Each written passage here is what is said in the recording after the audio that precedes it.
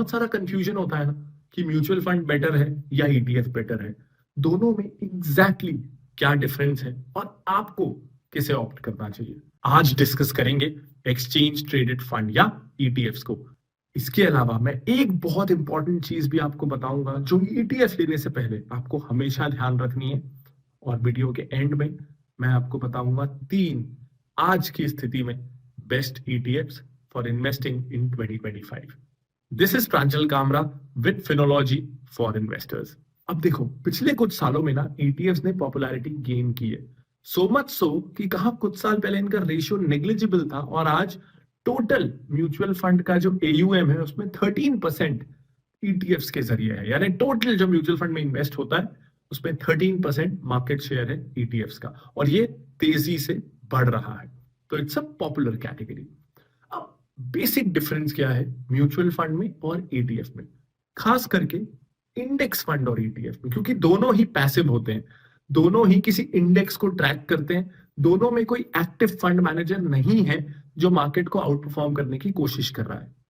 ये सिमिलैरिटी है index fund में और ईटीएफ में, दोनों कोई ना कोई इंडेक्स को कॉपी या मिमिक कर रहे हैं, तो वो मार्केट को आउट परफॉर्म नहीं करेंगे, लेकिन एक्सपेंसेस और ट्रैकिंग एरर हटा दो तो अंडर परफॉर्म भी नहीं करेंगे। ये इनकी खासियत है। लेकिन दोनों में डिफरेंस क्या है, एक बहुत जरूरी डिफरेंस है। इंडेक्स फंड को आप किसी म्यूचुअल फंड डिस्ट्रीब्यूटर से ले सकते हो, किसी आरआईए से ले सकते हो, ऑफलाइन ले सकते हो, ऑनलाइन ले सकते हो, एएमसी की वेबसाइट से डायरेक्टली ले सकते हो। बहुत सारे ऑप्शंस होते हैं इंडेक्स फंड को लेने के। लेकिन ईटीएफ्स, जैसे कि इनका नाम है एक्सचेंज ट्रेडेड फंड्स, तो इन्हें आप स्टॉक एक्सचेंज से ही ले सकते हो, जैसे बिल्कुल उसी तरह आप शेयर्स खरीदते हो। इनफैक्ट आपको इसको स्टॉक ब्रोकर्स से ही खरीदना है, ये बिल्कुल स्टॉक्स के जैसे लिस्टेड होते हैं। तो ट्रेडिशनल म्यूचुअल फंड्स ज्यादा एक्सेसिबल है, कोई भी ले सकता है, वो स्टॉक ब्रोकिंग के लिए डीमैट अकाउंट खुलवाना चाहे, ट्रेडिंग अकाउंट खुलवाना चाहे या नहीं। ईटीएफ्स लेने के लिए ट्रेडिंग अकाउंट खुलवाना जरूरी है। ईटीएफ्स खरीदते समय ना आपको एक खास बात का ध्यान रखना है जो मुझे लगता है सोशल मीडिया में डिस्कस नहीं किया जाता और लोगों को पता नहीं है। देखो, जब आप म्यूचुअल फंड खरीदते हो ना तो उसके यूनिट्स आपको हमेशा एनएवी पे ही मिलते हैं। एनएवी आपको ये दिखाती है कि उस म्यूचुअल फंड बास्केट में जो स्टॉक्स हैं उसके बदले जो आपको यूनिट मिल रहा है उसकी अंडरलाइन वैल्यू क्या है। जैसे मान लो किसी एक म्यूचुअल फंड स्कीम के यूनिट में आपको 10 कंपनियों के स्टॉक मिल रहे हैं, एक एक स्टॉक सबका मिल रहा है, हम सिंप्लिसिटी के लिए मानते हैं, और हर कंपनी का स्टॉक प्राइस 10-10 रुपए है, और ऐसे 10 स्टॉक आपको एक यूनिट में मिल रहे हैं, तो उसकी एनएवी होगी 100 रुपए।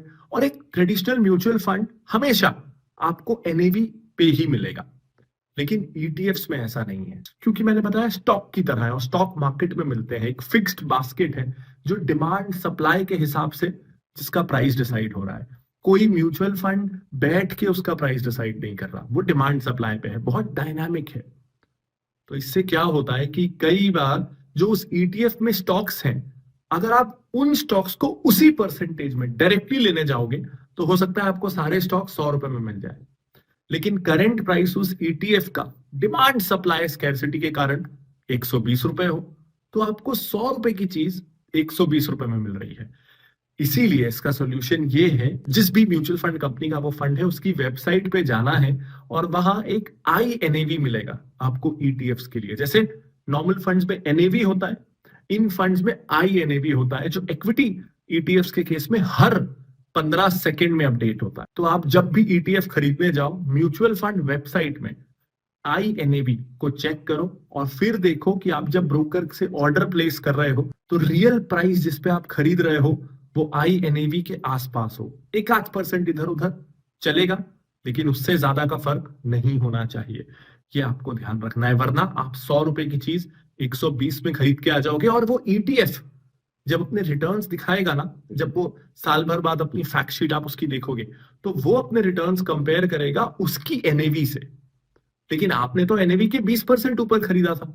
तो मान लो फंड बोलता है कि हमने साल भर में 20% का रिटर्न दिया, हो सकता है अगर उस समय आईएनएवी और रियल मार्केट प्राइस में कोई डिफरेंस ना हो तो हो सकता है आपका रियल रिटर्न क्लोज टू 0 हो।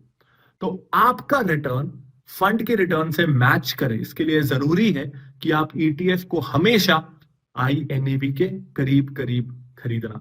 ये बात प्लीज ध्यान रखना। अब चलते हैं उस सेक्शन की तरफ जिसका आपको बहुत इंतजार है, हमारे टॉप 3 ETFs। तो पहला है, और बहुत ही सिंपल डिसीजन था ये, ICICI प्रूडेंशियल का S&P BSE सेंसेक्स 30 ETF। अब हमने यही ETF क्यों चुना? पहला, हमें सेफ्टी पसंद है, तो अगर आप सेफ्टी ढूंढ रहे हो, अगर आप सेफ्टी ओरिएंटेड इन्वेस्टर हो, this is a good option. पर निफ्टी 50 क्यों नहीं? देखो, ETFs में ना, इंडेक्स फंड्स में ना, एक सिंपल सा फंडा है कि एक इंडेक्स में जितनी कम सिक्योरिटीज होंगी उतना ट्रैकिंग एरर कम होगा, और क्योंकि ट्रैकिंग रीबैलेंसिंग का काम कम हो जाता है, इसलिए लॉजिकली, हर बार ऐसा होता है मैं नहीं कहूंगा, लेकिन logically as these funds mature, जिसमें कम स्टॉक्स हैं उसका मैनेजमेंट फी या एक्सपेंस रेशियो थोड़ा सा और कम होगा। तो कम ट्रैकिंग एरर, थोड़ा सा कम एक्सपेंस रेशियो थ्योरेटिकली। और जैसा कि जब मैंने अपना लार्ज कैप वीडियो में फंड रिवील किया था, डिस्कस किया था, कि साइंटिफिकली ये प्रूवन है कि आफ्टर 30 स्टॉक्स डाइवर्सिफिकेशन का बेनिफिट ना के बराबर होता है। तो आप 30 के बदले 50 स्टॉक्स ले लोगे तो पोर्टफोलियो ज्यादा सेफ हो जाएगी। साइंस और डेटा ऐसा नहीं बोलता। आप ये वीडियो देख लेना, ऊपर कार्ड पे और वीडियो के डिस्क्रिप्शन में अवेलेबल है, और ये थ्योरी आपको और क्लियर हो जाएगी। तो अगर आप सेफ्टी ओरिएंटेड इन्वेस्टर हो लेकिन इक्विटी एक्सपोजर चाहते हो ETFs के थ्रू, तो this is a very good option. Second, अब थोड़ा रिस्क को एक लेवल ऊपर बढ़ाते हैं। अभी भी बहुत ज्यादा रिस्क नहीं लेना है, लेकिन इससे एक लेवल ऊपर, और यहां पे हम आते हैं निप्पॉन के निफ्टी नेक्स्ट 50 जूनियर बीज ETF की तरफ। इसमें एक अच्छी बात है, किसी भी एक पर्टिकुलर स्टॉक का वेटेज ना 5% से ऊपर नहीं है। तो ऐसा नहीं है कि कहने को तो 50 स्टॉक्स हैं, लेकिन एक दो के ऊपर नीचे होने से उनका वेटेज इतना ज्यादा है कि ये फंड अंडर परफॉर्म करने लगे। वेल बैलेंस्ड पोर्टफोलियो है। इसके अलावा इसमें वो स्टॉक्स हैं जो निफ्टी 100 का पार्ट है, लेकिन निफ्टी 50 का पार्ट नहीं है। और निफ्टी 50 और हमारे पिछला जो सेंसेक्स ETF है, उसके 30 स्टॉक्स काफी सिमिलर हैं। तो वो स्टॉक्स ऑटोमेटिकली एक्सक्लूडेड है इसमें, और ऐसे में आपको पोर्टफोलियो ओवरलैप भी नहीं मिलेगा। तो अगर आप पिछले फंड के साथ थोड़ा एक्स्ट्रा रिस्क और रिटर्न्स की तरफ जाना चाहते हो, तो this is a good addition, क्योंकि ओवरलैप नहीं मिलेगा। अलग तरह के आपको स्टॉक्स मिलेंगे, वेल डाइवर्सिफाइड मिलेंगे, 5% से ऊपर का एक्सपोजर नहीं मिलेगा। देखो, जब हम कोई भी ETFs को चुन रहे हैं ना, तो हम ये ध्यान रख रहे हैं कि वॉल्यूम अच्छा खासा हो, AUM अच्छा खासा हो, लिक्विडिटी का प्रॉब्लम ना के बराबर हो। इस बात का खास ध्यान हमने स्पेसिफिकली ETFs के समय रखा है। अगला फंड है, इनफैक्ट ये फंड हमने हमारे बेस्ट म्यूचुअल फंड वीडियो की सीरीज में ऑलरेडी रिकमेंड किया था, जहां हमने एक वीडियो बनाया था on best ways to invest in gold. तो ये फंड है ICICI प्रूडेंशियल का गोल्ड ETF फंड। देखो, सॉवरेन गोल्ड बॉन्ड का ना नया इशू आ नहीं रहा है, तो उसके एब्सेंस में मैं ये कह रहा हूं कि this is a good way to invest in gold. लेकिन अगर उसका नया इशू आ जाता है, तो पहली चॉइस तो डेफिनेटली सॉवरेन गोल्ड बॉन्ड ही है, क्योंकि नए इश्यूज आ नहीं रहे हैं ना, तो एग्जिस्टिंग इश्यूज भी जो ऑलरेडी निकले हुए हैं सेकेंडरी मार्केट में एट अ प्रीमियम मिल रहा है। तो ऐसे में उन्हें लेना समझदारी नहीं है, और उस केस में, उसके एब्सेंस में, the second best way to invest in gold is this ETF। अब देखो, गोल्ड इसलिए कि ये इक्विटी मार्केट से इसका कोरिलेशन कम है, यानी जब मार्केट बुरा करता है तो हो सकता है गोल्ड आपके पोर्टफोलियो को स्थिरता दे या ग्रोथ दे। तो क्योंकि इंडियन इक्विटी मार्केट से बहुत स्ट्रिक्टली कोरिलेटेड नहीं है, इसलिए मुझे कंफर्ट मिलता है इसे रिकमेंड करने में। And I think this is a very safe choice, good choice for most families. अब ETFs में ना, देखो, वैसे तो कहने को स्मॉल कैप भी है, मिड कैप भी है, तरह तरह के फंड्स हैं, लेकिन अगर AUM ज्यादा ना हो, वॉल्यूम ज्यादा ना हो, और मैं वीडियो बना दूं जिसे लाखों लोग देखेंगे और कॉन्फिडेंटली मेरे कहने के कारण उसमें इन्वेस्टमेंट डिसीजन लेंगे, तो दैट्स रिस्की। तो इसलिए मैं बहुत कंफर्टेबली रिस्की ETFs नहीं रिकमेंड कर सका हूं। लेकिन अगर आपको ETFs में कदम रखना है, तो ये 3 ऑप्शंस अच्छे रहेंगे।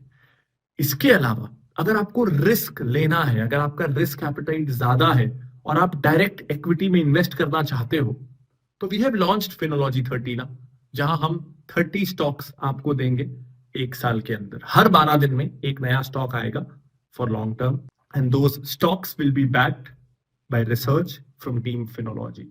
तो इन 3 ETFs के साथ अगर आप डायरेक्ट स्टॉक एक्सपोजर भी चाहते हो और एक मल्टी कैप जैसा एक्सपीरियंस चाहते हो जहां हमारी टीम आपको ये फ्लेक्सिबिलिटी भी दे कि कोई स्टॉक पसंद नहीं आ रहा तो मतलब किसी में एलोकेशन आपको अपने हिसाब से चेंज करना है तो करो, ये सब फ्लेक्सिबिलिटीज म्यूचुअल फंड में नहीं मिलती।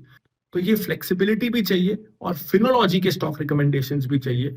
तो फिनोलॉजी 30 का लिंक ऊपर कार्ड में वीडियो के डिस्क्रिप्शन में आपको मिल जाएगा। अब एक डिस्क्लेमर भी जरूरी है कि मैं जो ये फंड्स बता रहा हूं मुझे आपकी रिस्क प्रोफाइल नहीं पता, मुझे आपका केवाईसी मैंने नहीं किया है, तो इसीलिए ये बहुत ही जनरल मेरा ओपिनियन है कि मुझे ये ETFs पसंद है और किस लिए पसंद है वो रीजंस मैंने आपके सामने दिए।